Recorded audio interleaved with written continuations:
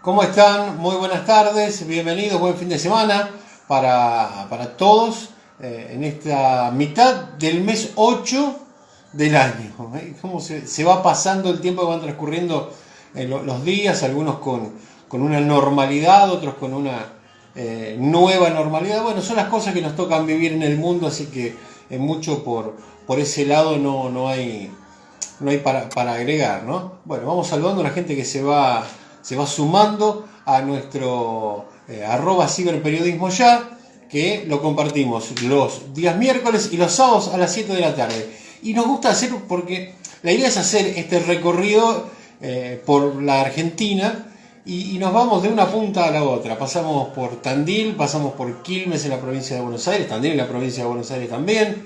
De ahí nos hemos ido a Mendoza en el último encuentro charlando con Omar Parisi, el ex intendente de Luján de Cuyo, que además es enólogo, es político y es enólogo. Y nos contó sobre los vinos. Bueno, todas las entrevistas las encuentran también en YouTube a través del canal Gustavo Seira para, si quieren refrescar alguna cosa. ¿De qué hablaron? Bueno, hablamos hace unos días con Daniel Sachs sobre lo que es el coaching. ¿Qué es el coaching? ¿Para qué sirve el coaching? Bueno, todo eso que además está grabado en Instagram, también lo tienen en YouTube, en @ciberperiodismo ya. Y en esta nueva normalidad y en estas cosas que tal vez tenemos en estos días de introspección, de pensar, de decir, bueno, ahora, a partir de ahora vamos a hacer tal cosa, o empezamos a descubrirnos nosotros mismos, o empezamos a descubrir cosas que teníamos en nuestro alrededor, ya sea laboral, familiar. Hay hallazgos, sin dudas. Y qué mejor preguntarle a alguien que conoce del tema de la psiquis, qué le sucede al ser humano, decir, bueno, a ver, ¿a dónde tengo que golpear? ¿Cómo tengo que golpear? Digo, como golpear una puerta para ingresar, si es que hay que ingresar a una puerta. Bueno, no voy a hacer muchas más presentaciones ni voy a dar más vueltas y ya voy invitando a Javier A. Castelo. Javier A. Castelo es psicólogo y nos va a seguramente quitar un montón de dudas o nos va a generar preguntas a futuro. ¿Cómo estás, Javier? Buenas tardes. ¿Qué tal? ¿Cómo te va? Buenas tardes. Gracias por la invitación, Gustavo. ¿Escuché cómo le va o cómo te va? A ver, ¿qué parte escuché mal? ¿Cómo te va? Está bien, no digo, bueno, ya uno voy camino a los 50, decía Cacho Castañeda, pero falta todavía, falta. Mitad de Javier, falta mucho. en esto de la psicología, primero, ¿qué lleva a alguien que termina la escuela normal, la escuela media, no sé por qué lado terminaste el secundario, y decir, bueno, quiero estudiar psicología? ¿Qué te llevó a eso? ¿Qué pregunta, no? Arrancamos ahí. Mirá, yo en principio, cuando fui al secundario, tuve la suerte de hacer una elección en los últimos años de la rama que quería seguir. Ya Ajá, cuando estaba en el cuarto año del secundario, elegí por las ciencias sociales y humanas. O sea, yo tengo el título secundario de bachillerato con orientación en ciencias sociales y humanas. ajá. Siempre me interesó un poco, digamos, el tratar de entender qué era lo que pasaba internamente en esto que vos decís, la psiquis, y cómo era el camino, digamos, que a uno lleva a pensarse y construirse, desconstruirse para volver a construirse, digamos, todo el tiempo. Siempre, digamos, desde el secundario que me interesó un poco, digamos, toda esa parte interna nuestra, llamémosla. Y no es un poco por ahí complejo, no vamos a meter en el sistema educativo, ¿no? Pero digo, para alguien de 17, 18, 19 años, meterse ahí con Freud, dar vueltas por Kafka, por Lacan, no sé. No es complejo, digo ahora, después de haber terminado el secundario hace más de 30 años y haber transitado esos caminos también. Mirá, creo que, a ver, sí, es un poco complejo, de todas maneras. Cuando yo hice el secundario no era tan profundo, ¿viste? Era como una orientación muy básica, Ujú. como un poco más que nada por caminos de filosofía y algunas introducciones a lo que era el psicoanálisis, pero muy por arriba. Era digamos, más que nada las construcciones de la primera y segunda tópica de Freud, que por ahí es un poco más técnico el cambio que hace. Pero no más que eso, ya después lo complicado se hizo en la facultad, ahí sí ya arrancó ¿eh? más el baile, digamos, más lo profundo. Vos sabés que hace ya creo que unos meses, porque fue una de las primeras entrevistas, entrevistamos a un colega tuyo, a Gustavo Galera, que es licenciado en psicología, es director técnico de fútbol, y bueno, y él me es que ya bueno, ha sido jugador de fútbol, él desarrolla su tarea en Mar del Plata, trabaja mucho con el tema de adicciones y le gusta ir por ese camino. El camino tuyo, ¿por dónde te gusta transitarlo desde tu profesión? Mira, yo tengo un perfil marcado en dos caminos, digamos. Por un lado, trabajo mucho lo que es niñez, pero sobre todo, digamos, especializándome en lo que es promoción y protección de derechos de niños, niñas y adolescentes de lo que es la provincia. De hecho, digamos, trabajo para la provincia, para la Secretaría de Niñez también. Ajá. Y después, digamos, me oriento bastante a todo lo que es adolescentes y adultos, ya más en la clínica del consultorio privado. Ajá. Cuando, Ese es cuando hablas de la provincia, hablamos de la provincia de Santa Fe, ¿verdad? Santa Fe, sí, sí, sí, Bien. exactamente. Y entre las primeras cosas que esbozaste, me estoy llevando un mate, eh, digo, entre las primeras cosas que esbozaste, dijiste la deconstrucción. Eh, Así es. y es un término que se ha empezado a utilizar en el último tiempo o por ahí lo hemos incorporado casi sin querer. Mira, creo que es un término que ya se venía utilizando un poco, sobre todo, a ver, para todos aquellos que comienzan a transitar un espacio de análisis. En el consultorio es como que se empieza a manejar un poco todo el concepto de lo que es deconstrucción.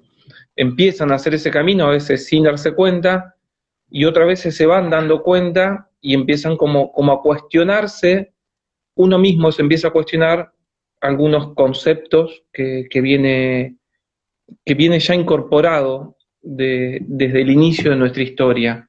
Conceptos que ponen mucho, digamos, también a las cuestiones del deber ser, del tener que ser.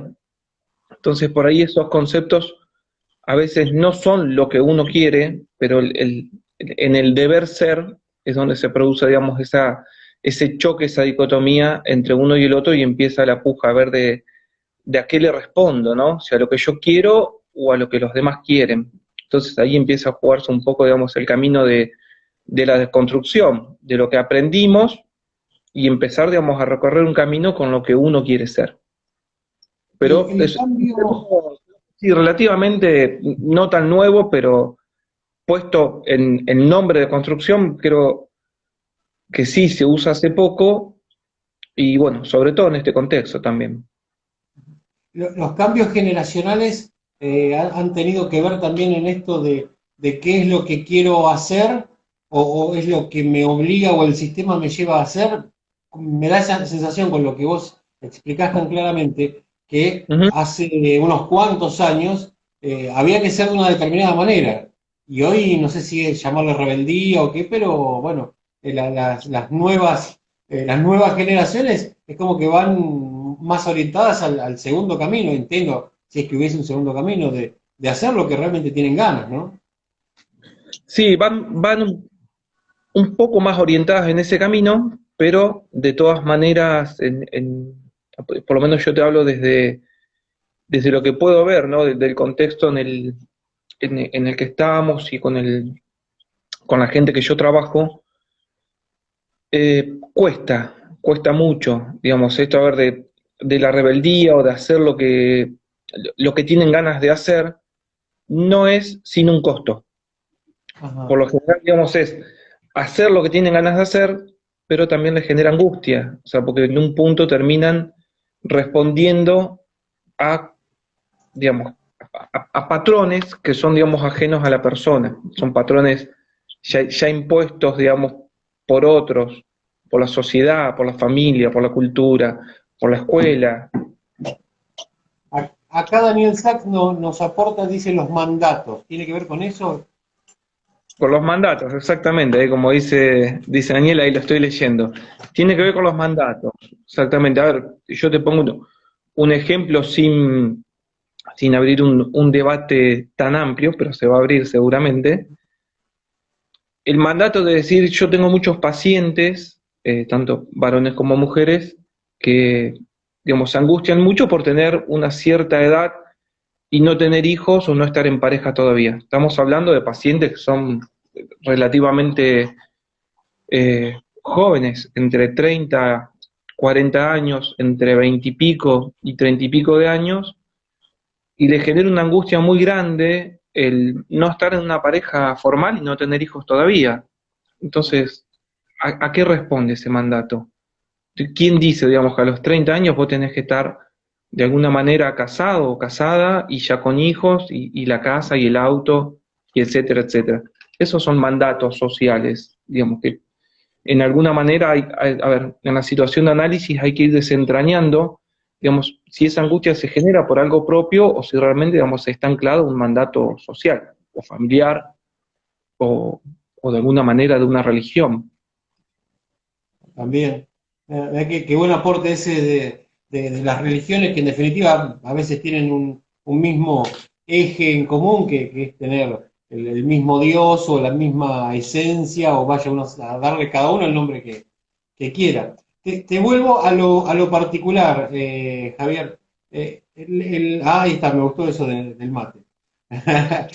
Vuelvo a lo particular en este sentido. En este último tiempo de encierro, de pandemia, de un montón de cuestiones que el mundo ya conoce, ¿se te han multiplicado las consultas?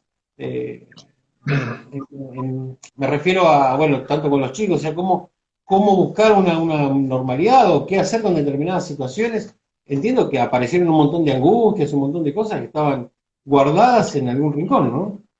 Sí, sí, totalmente. Mira, con respecto al aumento de las consultas, fue como, tuvo sus momentos de altibajos y bueno, después también tiene mucha cuestión, digamos, de burocracias en el medio y algunas discusiones que hubo tanto con obras sociales que también, viste, dificultaron un poco la tarea.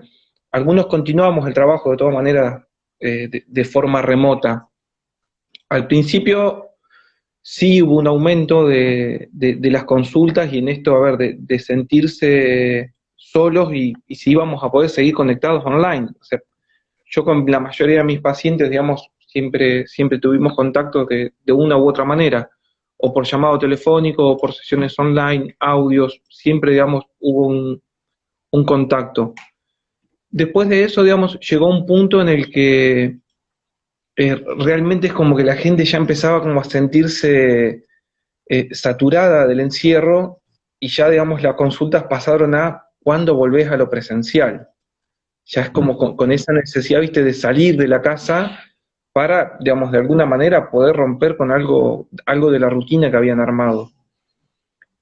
Hace poco, digamos, que retomamos por lo menos en Santa Fe, que, digamos, hace 2 semanas atrás no había casos positivos de COVID, entonces hace un mes más o menos atrás habíamos retomado la atención presencial y sí, la demanda, digamos, para atención presencial básicamente se duplicó. Y hay una necesidad, hay una búsqueda de excusas de parte, no digo solo de tus pacientes, sino de la gente, de generarse compromisos externos a su casa para poder tener contacto con otras personas. ¿Cómo No, lo no notas? no sé si tomarlo, digamos, como excusas, pero sí como una necesidad de poder salir. Creo que realmente, digamos, necesitaban salir para poder encontrar o para de alguna manera, digamos, poder volver a conectarse con, digamos, el proyecto real de lo que se proponían. Digo, para aclararlo, la cuestión del encierro, del aislamiento, digamos, social, preventivo, obligatorio, trajo mucho, digamos, en esto de la incertidumbre de generar la ansiedad que eso conlleva, y la pregunta, viste, de no saber qué va a pasar, hasta cuándo va a durar, todo eso genera mucha ansiedad, mucha angustia, mucha incertidumbre. Entonces, por ahí, el volver a conectarse con una salida, aunque sea, digamos, al psicólogo, donde vos tenés, digamos, 45, 60 minutos tuyos para hablar desde lo presencial, es como que hacen que bueno, en algún punto vuelvan a apostar a que esto en algún momento va a terminar y volver a conectarse con un proyecto más concreto. Ujú. Eh, en tu tarea, que es ardua, hay referentes, obviamente, algunos que son conocidos o famosos por poner un mote, y otros que no tanto. ¿Vos tenés algunas guías, así decir, yo me guío mucho por el licenciado tal, por el doctor tal? Sí, mira, a ver, yo trabajo, mi orientación es psicoanalítica, yo soy psicoanalista. A ver, bueno, mis pilares obviamente son Freud y Lacan, entre mis corrientes teóricas son las preferidas. Después tomo algunas cosas de otras corrientes, y hoy por hoy que yo te diga, bueno, que me gusta sentarme a escucharlo, sentar a leer, es el licenciado Gabriel Rolón. Realmente Ah, es alguien que me agrada mucho escucharlo, y cuando los libros me parecen accesibles, interesantes, de fácil lectura, claros, y no pierden esa técnica, digamos, que tiene el psicoanálisis. hace no muchos días, creo, contaba Gabriel Rolón una intimidad, obviamente sin dar nombres, de algo que le había sucedido con una paciente, donde decía que le consultaba con una situación que tenía con la hija, la paciente. Que la hija le manifestaba, o sea, la señora decía que la hija concurría a ella para solucionar los problemas. O sea, la mamá podía hacer todo. Y en un momento la mamá dejó, era callate que vos no sabes nada.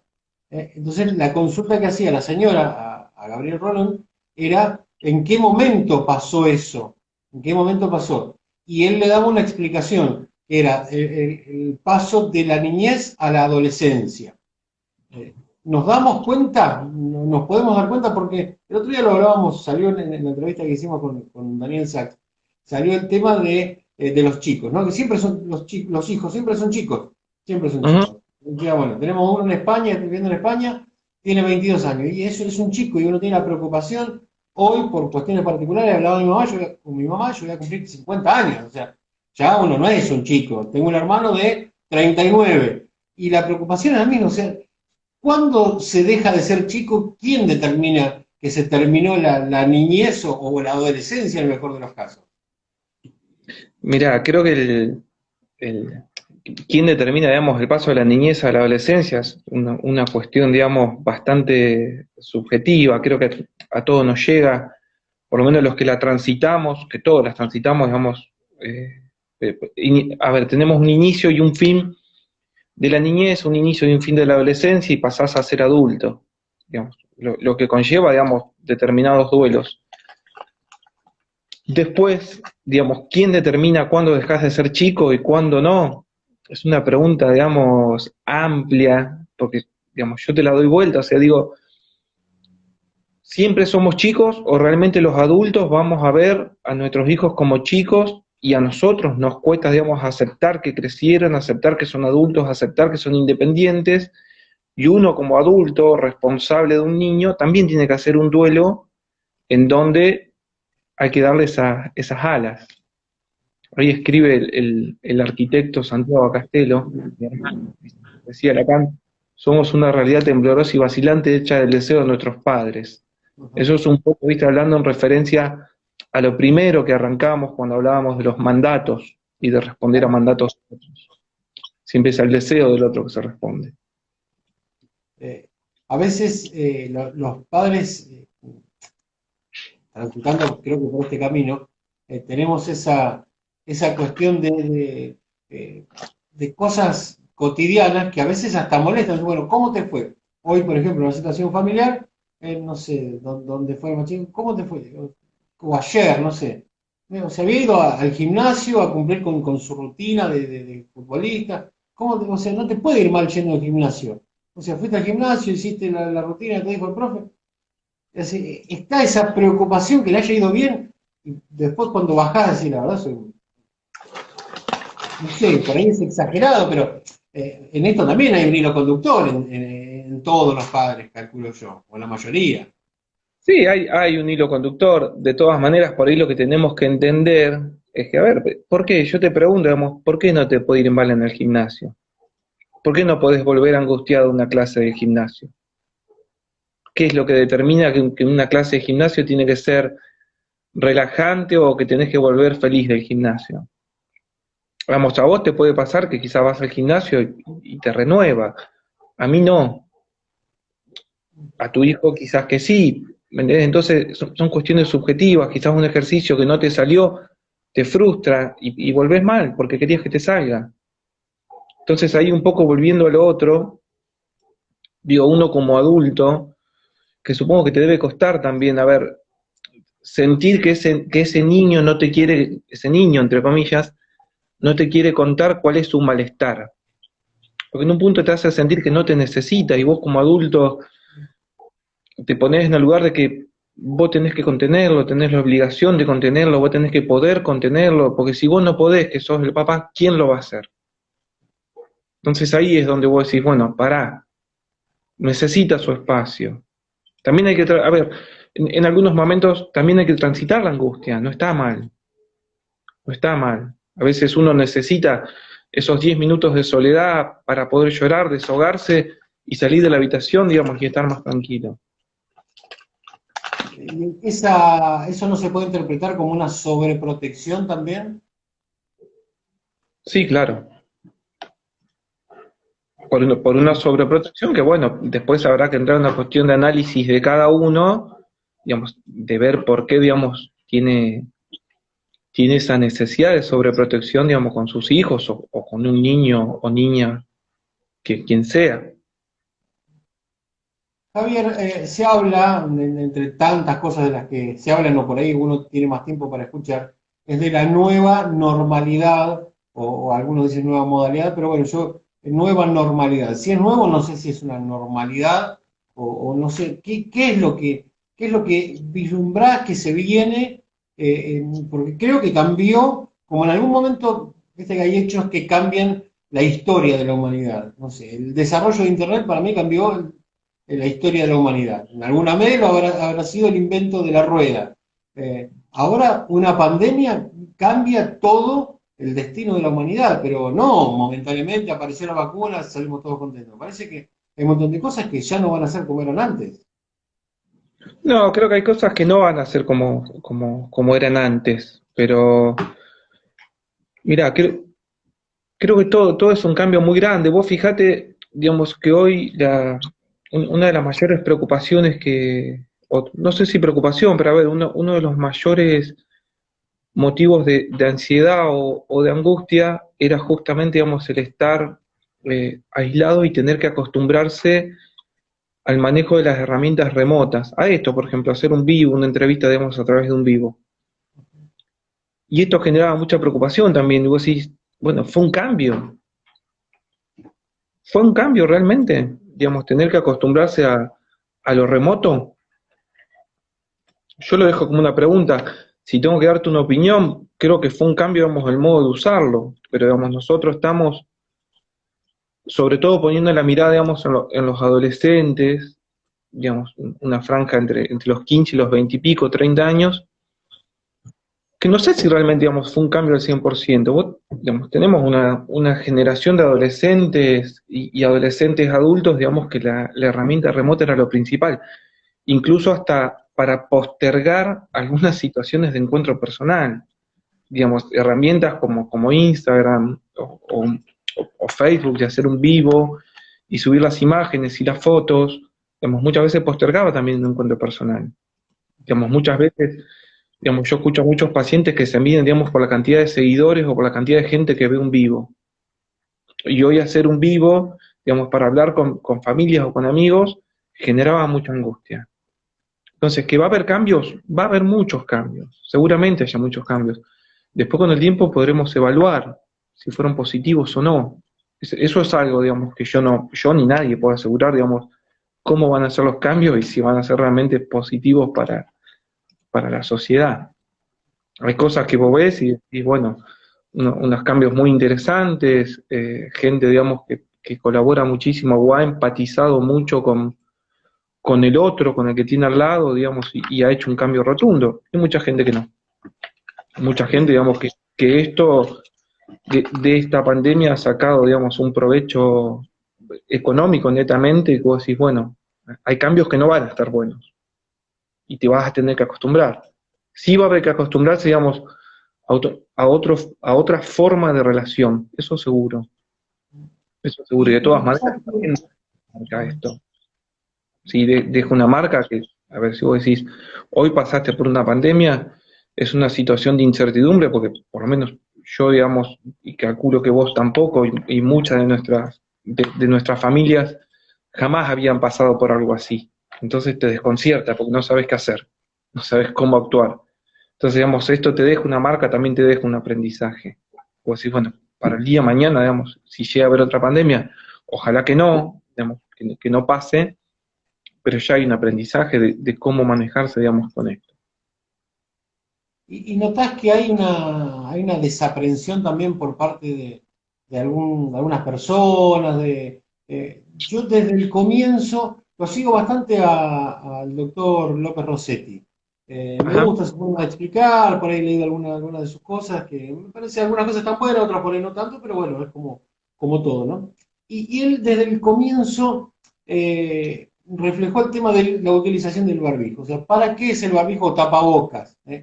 ¿Para qué es el tapabocas? El tapabocas está protegiendo al otro de que yo lo pueda contagiar de algo. Entonces, cuando yo veo a alguien sin tapabocas en la tele, sobre todo, yo por una cuestión todavía no puedo salir porque soy paciente de riesgo por una cirugía de la cual vengo desde hace unos meses, pero Ujú. veo gente en la tele, o me pasa cuando veo un control médico, y veo gente sin tapabocas. Y me da ganas de parar y decir, flaco, vos sos una porquería. Porque si vos usás un tapabocas es para protegerme a mí. Yo me estoy tapando la boca y la nariz y el mentón para protegerte a vos. ¿Por qué vos no lo querés hacer conmigo? Ujú. Y bueno, y eso lo asocio con una desaprensión de parte de la otra persona. Como a la otra persona ni le calienta lo que a uno le pasa, hablando en criollo. Sí, creo que, a ver, creo que hay varios puntos ahí que uno puede tener en cuenta.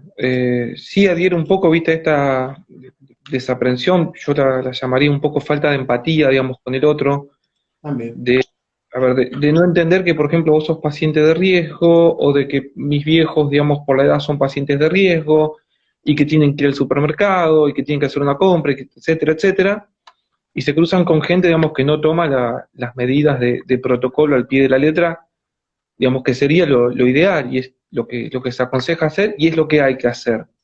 Entonces me parece que es una falta de empatía que tiene que ver con varios factores, con el descreimiento, por un lado, con el desafío, por el otro, con el decir, a mí no me va a pasar. Entonces, desde la creencia de que a mí no me va a pasar, porque yo soy Javier y a los Javier no le pasa, no uso tapabocas, entonces, digamos, no mido, digamos, que tengo un paciente de riesgo enfrente mío o al lado mío. Entonces creo que es una falta de empatía, porque no se trata de mí, digamos, no se trata si a los Javieres le pasa o no le pasa.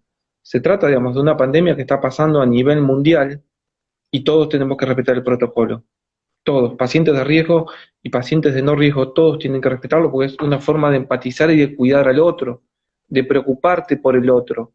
Después te vas a enfrentar, digamos, en eso subjetivo, digamos, a qué es lo que cada uno va a adherir o no, de acuerdo, digamos, a a la cantidad de información que uno absorba o de desinformación que uno absorba. Hoy prendés un noticiero y tenés tres versiones distintas de la pandemia. Tenés la versión, digamos, que es una enfermedad a nivel mundial que hay que cuidarse. Hoy escuchás la tele y es la guerra a ver quién hace la vacuna para poder venderla. Y después escuchás otro canal y te dicen que la pandemia es una mentira, que es un invento, digamos, para poder manejar a la población mundial y mantenerla encerrada. Entonces vos decís, bueno, digamos, tenés que lidiar con todo eso. Vos decís, bueno, es cuestión también de transmitir una información concreta, práctica, eh, y que todos empaticen. Porque no es solamente, digamos, el que no usa el tapabocas, también es el que no se lo exige. Claro. Sí, pasa por ahí también. Y voy de esa falta de empatía que vos decís a los extremos controles.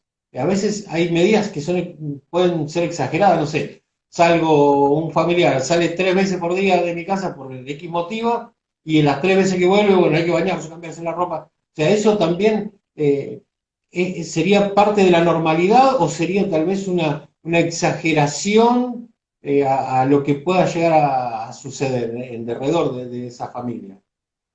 Mira, vuelvo un poco al principio, de decir de que es algo nuevo y que no, digamos, que no sabemos bien cuáles son los efectos reales que puede causar, digamos, el no tomar las prevenciones de higiene cuando volvés de hacer un mandado.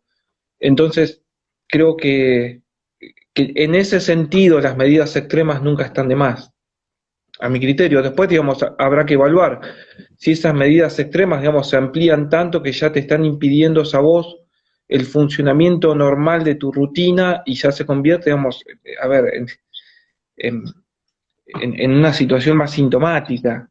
Entonces vos decís, a ver, que no se transforme en algo obsesivo, sino en algo preventivo. Entonces me parece que al ser algo desconocido no está de más.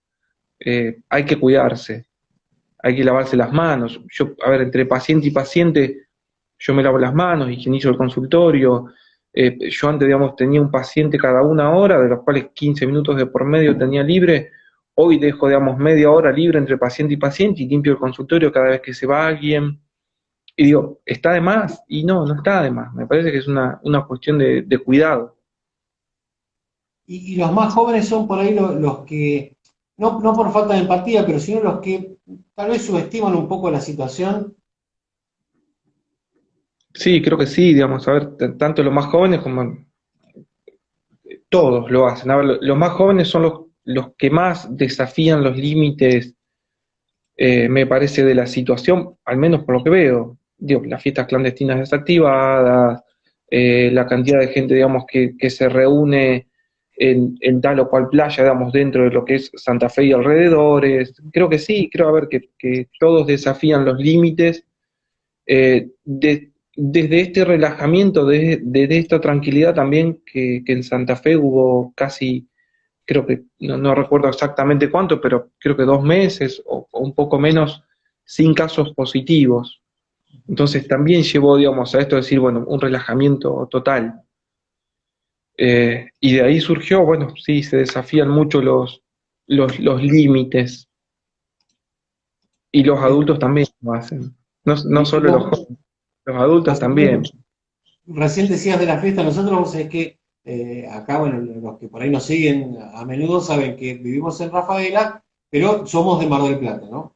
Mar del Ujú. Plata está, o sea, uno habla constantemente con amigos, con familia que están allí, y todos coinciden en lo mismo, está explotado de casos, eh, es una ciudad con prácticamente 1 millón de habitantes, está muy complicada la situación, donde hace una semana, creo, el fin de semana pasado o el anterior, dijeron, bueno, se puede salir un domingo fue una situación, era toda la costa, que acá se llama costanera, pero bueno, es toda la costa de Mar del Plata, era una caravana de autos y de gente caminando como un domingo de primavera o llegando a ver una cosa increíble. Y ahí tenías adolescentes, tenías personas de la tercera edad, tenías de mediana edad. ¿Qué lleva al ser humano a esto? Digo lo de Mar del Plata y cuento lo de Rafaela. Un café bar, un resto bar muy conocido que está acá en el Boulevard Santa Fe, es hiper conocido. Lo clausuraron hace pocos días y todavía sigue el lío porque ahora creo que esta semana ya va a haber audiencias imputativas. O sea, hicieron una reunión donde terminaron todos bailando. O sea, yo no puedo entender que el ser humano se arriesgue a tanto. No sé si tiene explicación desde tu actividad, desde la psiquis en definitiva. Sí, creo que nos lleva, a ver, un poco es esta sensación también de la vorágine, ¿viste? Siempre de vivir al límite con todo, al límite, voy a decir, bueno, si me contagio, si realmente existe este contagio o si no existe este contagio, un poco lo que te decía antes, digamos, con el nivel de desinformación que se maneja. No conozco puntualmente la situación de Mar del Plata, pero bueno, digo, los medios, algunos más allá de los locales, los nacionales, digamos, todo el mundo los escucha, y un poco también, digamos, del ser humano, digamos, con este instinto de, bueno, el instinto gregario te iba a decir, pero bueno, esta necesidad, digamos, también de vivir en sociedad y de estar pegado al otro, digamos, de sentirse acompañado al otro desde lo tangible, desde esa reunión social, desde esa reunión, digamos, a ver, para festejar el aniversario de un club, por ejemplo, y juntar toda una caravana para festejarlo. Digamos, digo, no sé si fuese el caso en Mar del Plata, pero por en Santa Fe o en cualquier otro lado, digamos, puede llegar a suceder estas fiestas clandestinas, esta necesidad, digamos, creo que es una necesidad del ser humano de estar en contacto con el otro y hoy nos lleva, digamos, a desafiar un poco estos límites en relación, digamos, a una enfermedad a nivel mundial. Y la falta de un poco también de conciencia de esto, la falta, creo que volvería, digamos, al punto de esta falta de empatía o de conciencia, que realmente es una enfermedad que para una persona que es una persona de riesgo reviste, digamos, gravedad, digamos, de vida. Sí, sí, yo ya te digo, lo veo y sí, trato de observar un poco más porque a los profesionales que me siguen atendiendo me dicen, no, esto no, esto no, esto no. O sea, es muy difícil conseguir un sí de parte de la gente que conoce en profundidad el tema. Entonces, Ujú. bueno, uno indaga, consulta y es la cuenta final es mucho más grave de lo que realmente parece. Esa es la sensación que queda. Es la sensación que queda, sí, sí, sí, es la sensación, digamos, que queda de decir, bueno, es mucho más grave de lo que parece, pero es grave. Javier,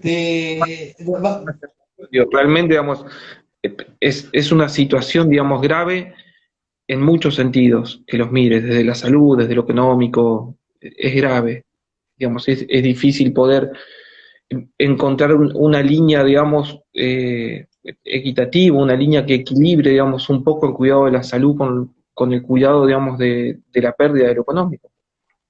Entonces también esa es otra cuestión, digamos, que te lleva a un grupo dentro de la sociedad a romper también esos límites que hablábamos antes. Javier, en busca de descomprimir esta muy linda charla que tenemos, siempre sin hacer nombres, me imagino que han ocurrido cosas insólitas en tu consultorio, por lo menos o charlas, o no sé si ahora, o si puede ser ahora o un poquito más atrás, ¿no? Viste que siempre surge alguna anécdota y sobre todo graciosa, ¿no? ¿Qué cosas raras te han sucedido en tu profesión? Que es muy linda, por cierto, a mí me gustó mucho. Mirá, como cosas raras me han ocurrido muchísimas cosas raras. Algunas muy graciosas y otras no tanto. Pero bueno, obviamente sin dar nombres por una cuestión de confidencialidad. Ah, seguro, seguro. Pero pacientes, yo hoy viste cuando hablábamos y me preguntaba si tenía a alguien como que me gustaba escuchar, que hablábamos de Rolón, de Gabriel Sí. Rolón.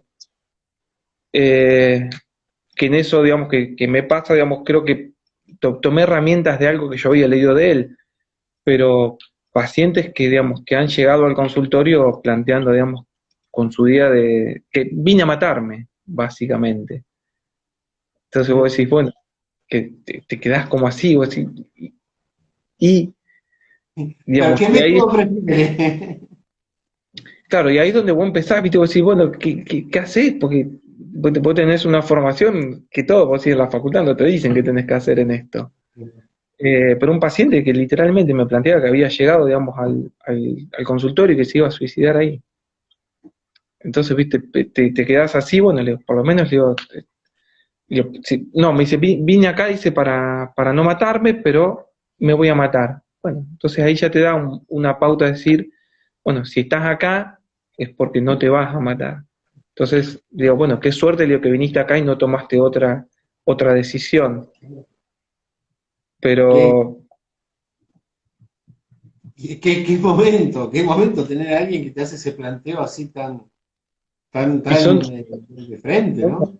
momentos muy tensos, pero de alguna manera tenemos, viste, herramientas como para poder identificar si esos pacientes todavía en lo discursivo están presentes, hay un lazo con el discurso, digamos que ese lazo en lo discursivo no se rompió, pues si el lazo en el discurso se rompe, se produce lo que es un pasaje al acto, y un pasaje al acto seguramente, digamos, que es un pasaje inconsciente, termine, si no es en un suicidio, atentando, digamos, contra sí mismo, contra otro, es probable. Pero después otros pacientes que también, a ver, hoy cuando hablábamos un poco de todo lo que era la promoción y protección de derechos, yo trabajé mucho en centros residenciales, en hogares, en la provincia, y en una situación, digamos, cuando me toca entrevistar a un chico dentro de la oficina, en un momento me deja de hablar, me deja de hablar, me deja de hablar, y se levanta y empieza, digamos, como a agarrar a patadas todo el escritorio, el mío, pero literalmente a patadas. Entonces agarro, me corro, ¿viste? Me quedo apartado hasta que termine de pegarle, y cuando termina, ¿viste? De pegarle se queda respirando así, me miraba, entonces le digo, ¿te dolió pegarle? Quedó como descolocado con la pregunta. Y yo, ¿cómo me dolió? Si te dolió pegarle, le digo, al escritorio. Porque claramente no era al escritorio lo que le estabas pegando. Entonces, bueno, le digo, sentate, contame. Le digo. Y ahí es como que abrimos una situación de análisis muy interesante que se digamos con ese chico. Pero son situaciones límites, muy límites.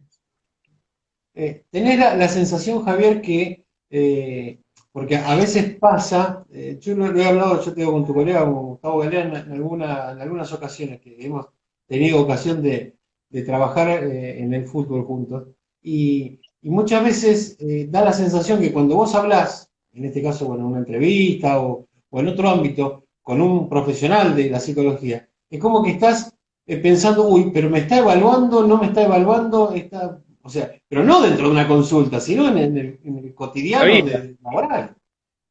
en la vida, bueno, sí, es algo con lo que tenemos que luchar todo el tiempo, ¿viste? Por ahí es el título de la profesión en un punto nos prejuzgan. Ujú. Digo, trato de no estar, digamos, todo el tiempo, pues es imposible, realmente no puedo estar en situación de análisis 24 horas. Creo que es lo que siempre le contesto a la gente cuando me pregunta. Yo cuando hablo con vos me analizás, no, digamos, es un trabajo el que hago, digamos, y para eso, digamos, me concentro, me pongo en otra actitud, digamos, me pongo en una situación de escucha un poco más activa. Cuando estoy relajado no estoy en situación de análisis, no estoy analizando cada palabra que la gente me dice, fuera del consultorio, ojo. En el Sí, sí. consultorio es. En el consultorio, bueno, ya ahí estamos dentro de la cancha. ¿Sos futbolero, Javi, o no le das mucho bolilla? Sí, sí, muy, me gusta mucho el fútbol. ¿Hincha de? ¿Te muestro o te digo nomás? Lo imaginaba que venía por ese lado. Pero bueno, acá me miran hincha de Colón, ¿no? Obviamente. De Obviamente. color. Sí, sí, Mira, acá, bueno, por ahí ponen grande Javi, acá ponen que charla interesante, mira qué lindo. Bueno, hincha de Colón, obviamente sufrí. Yo soy de Aldo Civi, así que mucho para aportar no tengo en esto. Hablábamos del otro día con Dani Isaac, lo que pasa con Valo, con su hijo más chiquito, que Alejandra, ahí está, me dice, bueno, ahí preguntan si tenés hijos, pero Alejandra no, me dio como que lo tironeó para que se haga hincha de Aldo Civi también, alguien que vive en Santo Tomé, que toda familia de Colón, para que se haga hincha de Aldo Civi. Bueno, ahí lo tenemos medio a los tirones. Digo, te preguntaba lo del fútbol para saber qué le pasa a una mujer, cualquiera, te lo dice alguien recontra futbolero, muy fanático, muy enfermo, para ir y colgarse de un alambrado y decirle las barbaridades, pero más atroces a una persona. ¿Cómo? O sea, lo he hecho, y lo he hecho 1000 veces, y le he deseado lo peor que le puede ocurrir a un ser humano, al rival o a la hinchada contraria. ¿Qué nos pasa, Javier? a todos nos pasa, ojo, digamos, yo dentro del consultorio soy Javier el psicólogo, en la cancha, digamos, soy el hincha de Colón, digamos, ahí todo cambia.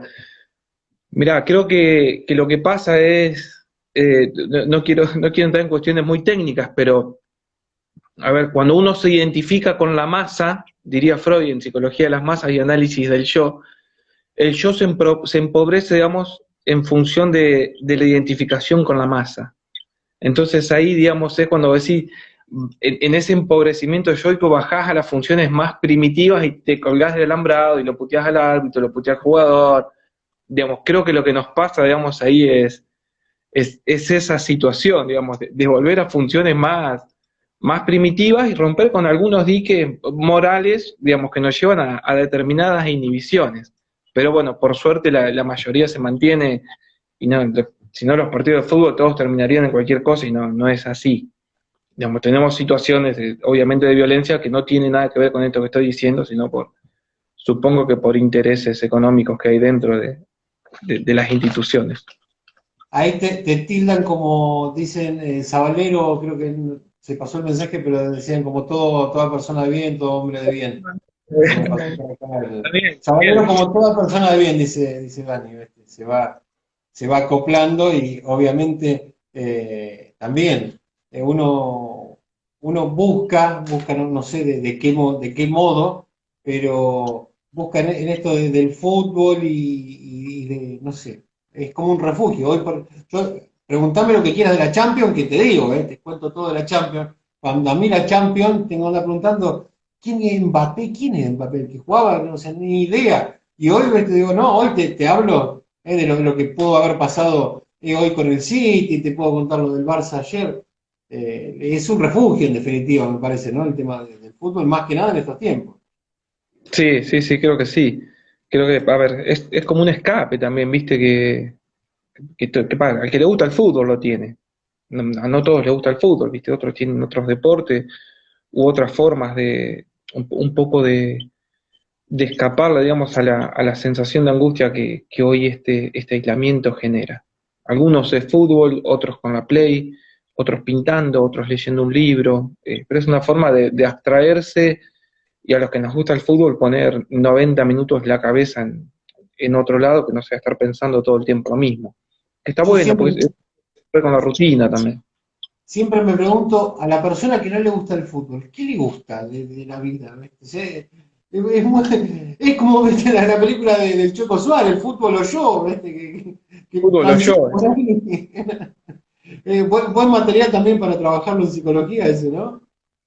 Sí, sí, sí, pero bueno, también es la identificación con lo popular, ¿viste? El fútbol, un poco, a ver, también con lo popular y con cuestiones, hablando de mandatos también, eh,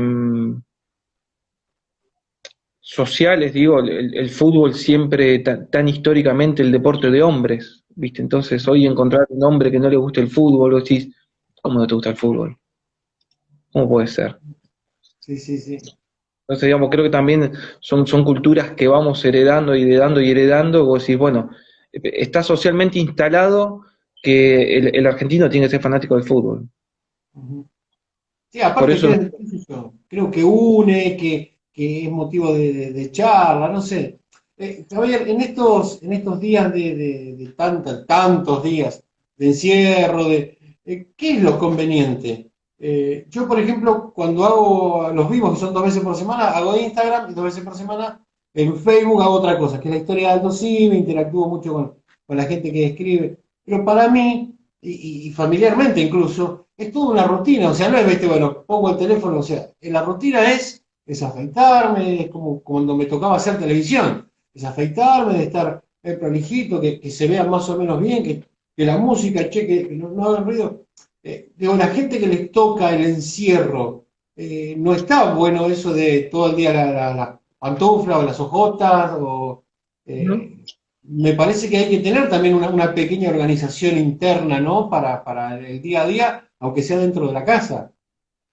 Sí, sí, mira, creo que todo el día con las pantuflas o el pijama, creo que no está bueno, no está bueno, digamos, para todo el tiempo que nos toque o al que le toque, digamos, cumplir con el aislamiento por cuestiones de salud, creo que no está bueno estar todo el día así. Eh, yo lo que aconsejo, lo más saludable es mantener una rutina, tratar de mantener los horarios lo más parecido a lo que ya traían antes del aislamiento, de que se decrete el aislamiento, vestirse, digamos, como que si vas a ir, si antes cumplías con un trabajo, bueno, levantate, si ibas de camisa, vestite de camisa, ponete una remera, ponete un suéter, arreglate, sentite bien, vete bien. Creo que eso es fundamental y mantener una rutina me parece importantísimo.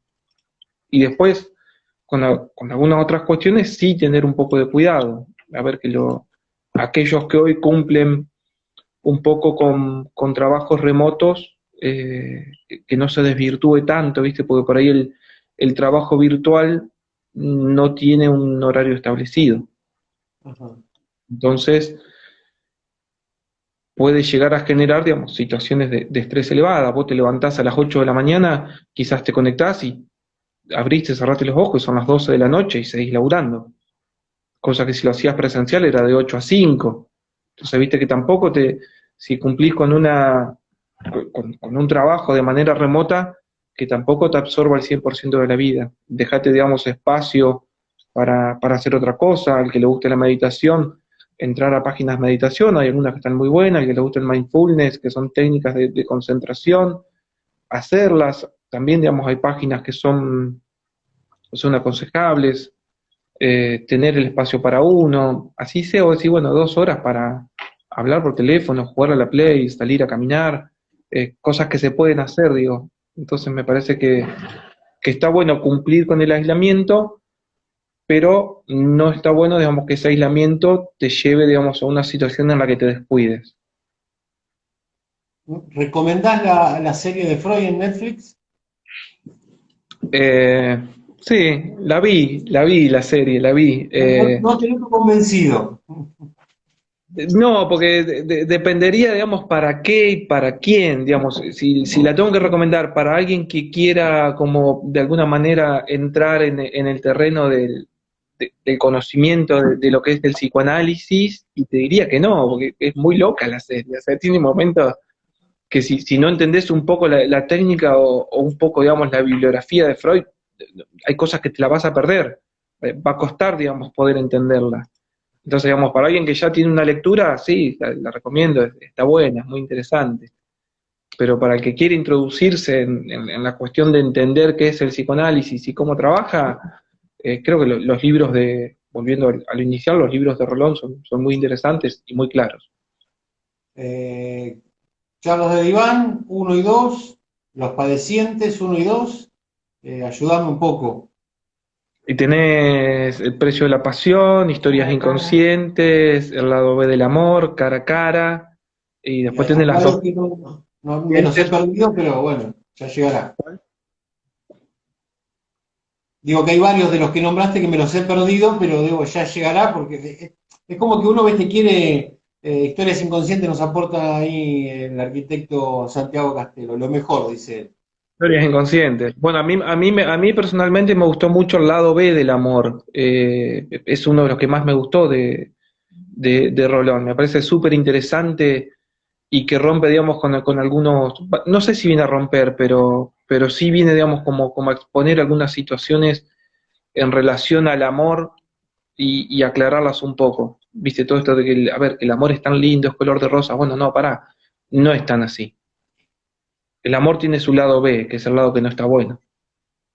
Ahí nos aporta Gabriel o Gabriela, porque dice Gabriela Gabriela Silva. Silva, dice cara a cara para mí, me hace su A ella. aporte también.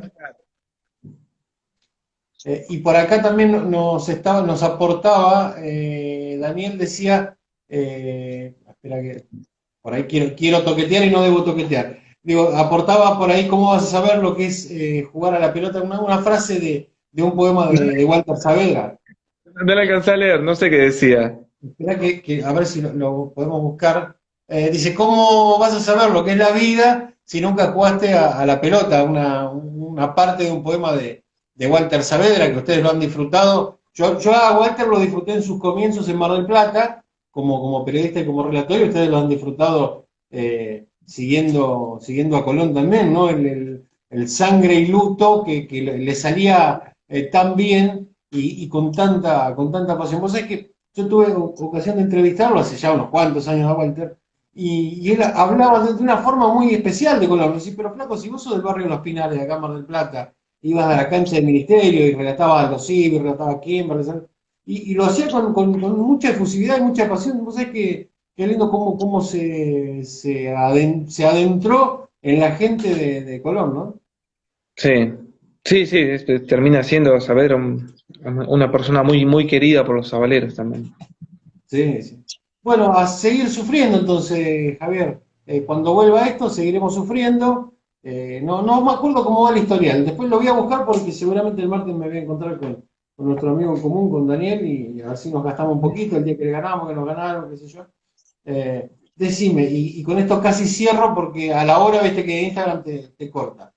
¿Qué Se lleva corta. a una persona, ¿sí? Una persona que le dice a los chicos, le da el ejemplo, mire que se tiene que portar bien, que el fútbol, que el rival, que pen, que pan, que esto, que lo otro. Partido de fútbol. Aldo Civi, Unión de Santa Fe, ¿sí? ¿Y Oh, qué lleva al finalizar el partido a mostrarle una camiseta de Colón? Con el agravante que esa persona es una mujer que encima tenía una responsabilidad para que después venga el jefe de la policía y decir, Gustavo, por favor, pará a esta mujer porque... Dice, en qué cabeza cabe? Diría mi abuela. ¿Cómo puede hacer una cosa así? creo que hay cosas que escapan a la lógica, hay cosas que escapan a una explicación coherente. ¿Qué es lo que lo lleva a una persona a hacer eso? Y supongo que una irresponsabilidad total. Aún no siendo, aún no habiendo nacido de color, ¿no? Pero bueno, tenemos varios amigos y tenemos muchos afectos. Javier, me encantó charlar, me llegó un montón de mensajes que la gente dice que sos un genio, que bueno, gente que te conoce. Ahí dice Ale, mi corazoncito, es un poquito sabalero. La verdad que hermosa charla, enseñaste un montón. Son estas charlas que dan ganas, ¿viste? De repetirlas, así que bueno, en el corto plazo y dentro de tus posibilidades voy a tratar de hacerlas. No se equivocó Dani cuando me dijo llamarlo al Javi, ¿viste? Porque acá se le mete artículo a todo, a las personas, ¿viste? Al Javi, el Dani, así que y nosotros lo hemos adoptado también con mucho cariño el tema de poner el artículo delante del nombre y está bueno. Muchísimas Ahí, gracias. un saludo para Tommy que está escribiendo también. Ahí está, ahí escribió, un capo total, también dice Daniel. Te súper agradezco y gracias por la predisposición y la buena onda.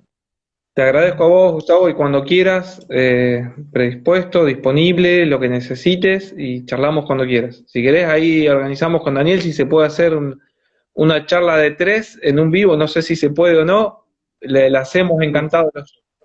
Después vos tenés ahí una community, yo tengo adolescentes, así que vamos a preguntarle a ver cómo se arma. Bueno, ya la tengo acá al lado, guiándome con todo lo que tengo que hacer, así que ahora le pregunto. Pero Dale, hay unos dale. que podemos hablar con Daniel, muy interesantes pueden ser. Cuando Está quieras, bueno, me gusta. Te mando un abrazo grande. otro para vos. Gustavo, gracias por todo y un gusto. Lo mismo digo, buen fin de semana. Nos vemos, buen fin de.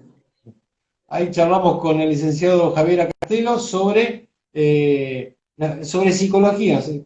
Qué lindo, es el segundo psicólogo que entrevistamos. Entrevistamos a Gustavo Galera hace ya unos meses, porque hace bastante que estamos cerca de la entrevista número 30, creo, por ahí debemos andar. Y digo, qué lindo cuando uno charla con alguien y te transmite, como me transmitió a mí Javier, seguramente a ustedes también, como que estaba hablando con alguien que ya conocías, que lo conoces de hace bastante, o que en algún momento tomaste un café, charlaste, y está bueno. Creo que nos hizo transitar un muy lindo camino para promediar este fin de semana. El miércoles saben que a las 7 de la tarde estamos nuevamente con @ciberperiodismo ya a través de Instagram y el martes en Facebook con la historia de Aldo sí, como siempre. Deseamos que tengan un muy lindo fin de semana, que lo pasen bien y a cuidarse. No es joda esto, no es joda. A cuidarse, a quedarse adentro si no es necesario salir de casa, no lo hagan y si salen, tomen todas las medidas de precaución que hay que tener.